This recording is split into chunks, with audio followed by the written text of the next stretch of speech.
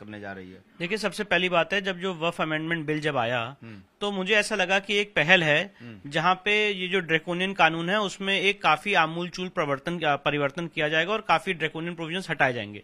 पर जब हम जेपीसी में गए और जेपीसी में हमने जो सुझाव दिए, मैं आपको बताना चाहता हूं वो सारे सुझाव नजरअंदाज कर दिए गए हैं। और वो सुझाव क्या आते हैं, सबसे बेसिक बात आपको बता रहा हूं, सेक्शन 6 का जो सर्वे होता है उसमें जो पर्सन एग्रीव्ड है उसको नहीं चेंज किया गया।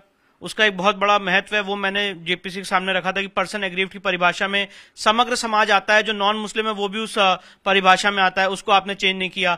आपने ये बात नहीं लिखी कि वक्फ अमेंडमेंट बिल जो है वो बाकी संपत्तियों पे, नॉन मुस्लिम्स की संपत्ति पे, एएसआई की संपत्ति पे, ट्रस्ट की संपत्ति पे, सोसाइटी की संपत्ति पे लागू नहीं होगा। इसके बाद सबसे इंपॉर्टेंट बात है सेक्शन 28, जो ये कहता है कि वक्फ कोई कानून है कि वो एडमिनिस्ट्रेशन को बताएगा कि उनको क्या काम करना है।